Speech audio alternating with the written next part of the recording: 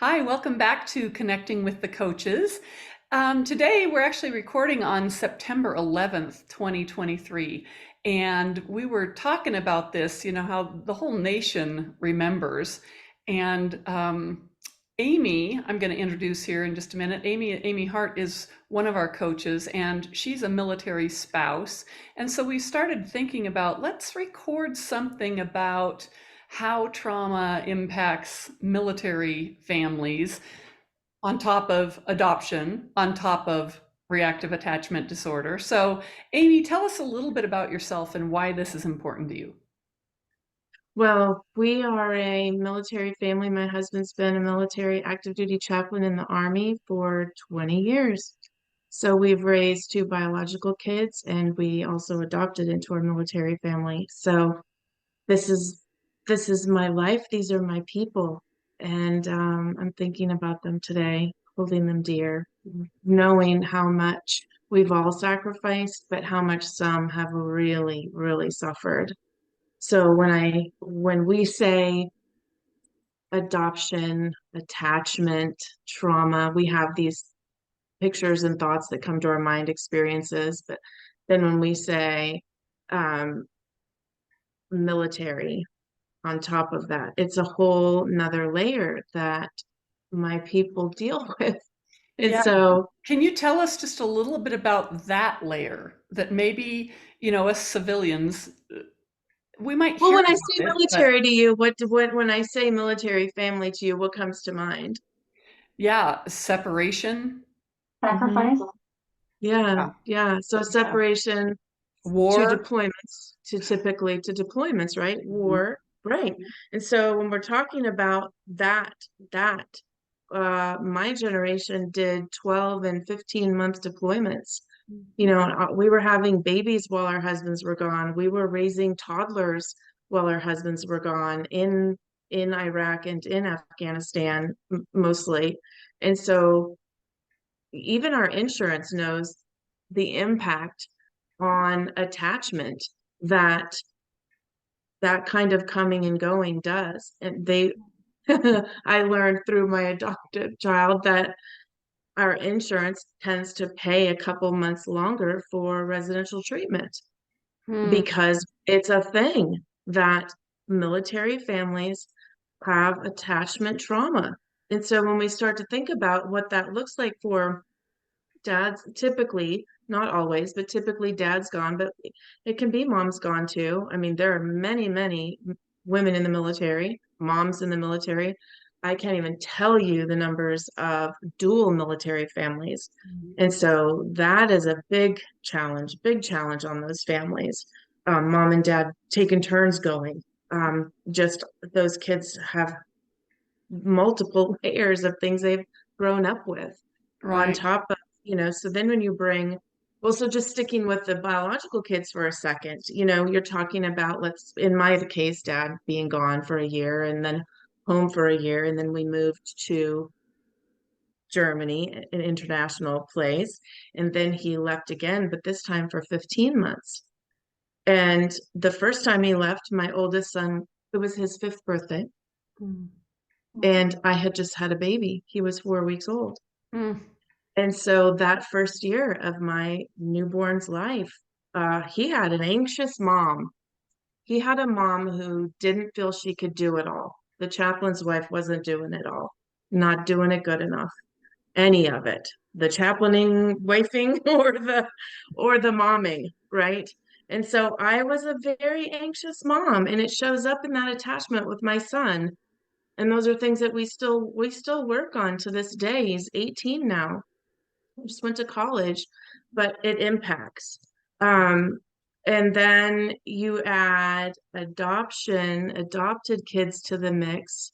And if they're going through deployments of moms or dads leaving, the abandonment and all the triggers that come up, when we don't have object permanence and, developed yet, and all those things that happen in development in those younger years when mom or dad are gone, and it just doesn't make sense, and the person that's left is not okay all the time.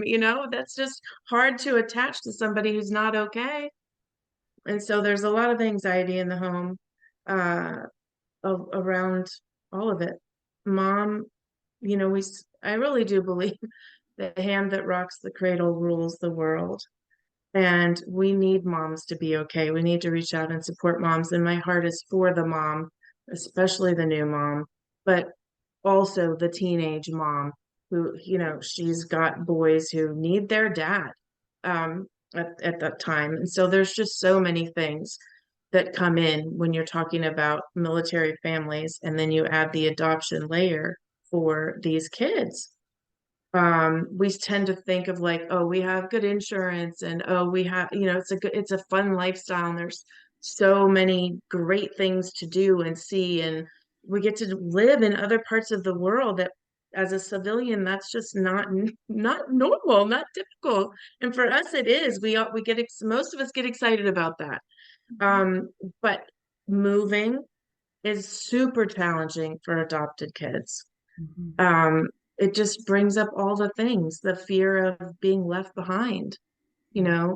for kids who have been left on the street. That is not nothing. That is far from nothing. It's core to them.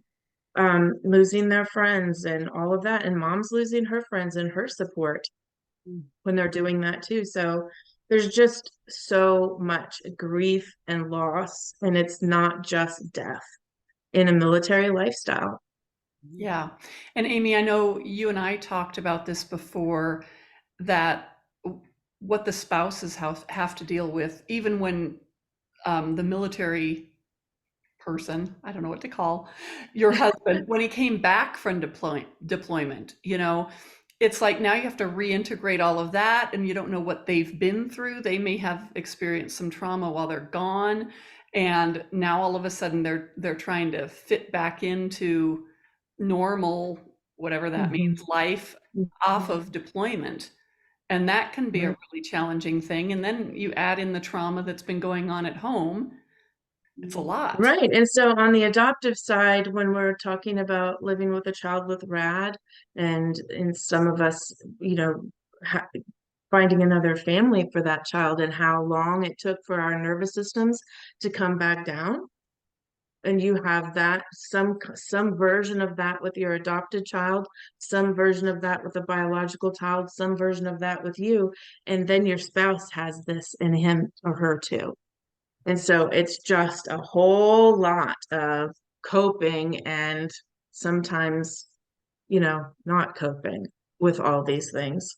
Yeah, Jen, have you seen clients that are military, and what have you seen? I mean, we deal with clients all the time who are going through trauma, and with their adopted kids or foster kids, or even, sometimes it's a biological child, sometimes it's a stepchild situation. There's all kinds of different reasons that parents are dealing with children with attachment and trauma issues. But what have you seen that's a little bit different, or just another complexity of working with military families?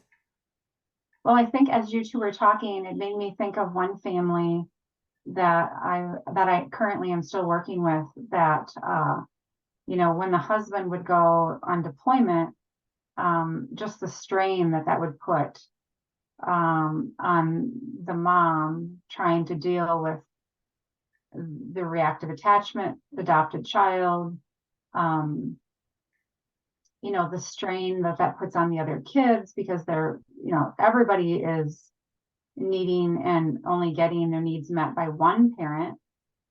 um, and just the added strain for that mom. I mean, and in this family in particular, it has taken such a physical toll on this mother, emotional toll as well, but physical toll. It has really taken a toll on her body, and I think that goes to show that stress isn't just mentally emotional. It can affect the physical body. Another family that I was thinking of as you two were talking was, um, again, a family whose husband was deployed. But I remember the mom talking to me about just the support systems, that because of the fact that they move so often, that their support systems are never constant. And, she sort of half jokingly said during one session, like, I don't really have to worry about if the neighbors hear, the rad child screaming because we won't be neighbors in another 3 months or whatever, so the lighthearted side of that, she was trying to make, lighthearted, but in the reality of that is like the transition that these families are making on a regular basis then sort of negates all of the support that families like us that are civilians sort of just count on. When you're being deployed and your family is moving as a result of that, then that's shifting your whole support system every time you're moving. Right. So And Yes. for many people outside of the military, it can take you years and years and years to find support or to find a therapist who even knows what RAD is or understands or can help you. And when you've dealt with trauma yourself, it's hard to trust. It takes a while to build up that trusting relationship. So, right as you even find somebody to work with or to help you, if you move, you have to start all over again. And in most circumstances, you cannot find a therapist outside of your state. It's against the law to find to work for a therapist who's licensed to work across state lines. And that's Okay. one of the things we actually offer here at Carrie O'Toole Ministries is we all have our degrees in counseling, but we're not working as licensed counselors. We're not working as therapists. We're working as coaches. So we can work across state lines and we can work over Zoom. So that's really a help. Amy, what else do you want to share before we close out? I think that just the deployments and the moving and the grief and the attachment, fears of being left behind, routines broken, having to get, I think we've covered a lot of the things that our military families go through, and then just, thinking about that in your adopted child and how to support your adopted child who's got this history of being left behind or, some kind of abandonment Mhm. type of wound. Um, it's a lot, and we just want to offer ourselves to the military community, and to just say thank you. Thank you for what you've done. Thank you for what you are doing, and we want to support you. Yeah. So reach out. And I would say to churches too, to pastors, if you're a youth pastor or a senior pastor or any kind of person in the church and you want help figuring out how to support military families or how to support adoptive families, to reach out to us too, because we want to help you get set up so that you are ministering in ways that are needed And and that you actually understand what helpful. those are. Yes. Right. Yeah, exactly. That's so good. Well, Amy, thank you for your service alongside your husband. Yes. And Yeah. we're so blessed to have you on our team. And we hope that this helps all the military families that are out there. So yeah, Yeah. Yeah. reach out if you need us. Again, just go to carryotoole.com, and we just lost Jen, but we'll stop the recording here and we'll see you next time.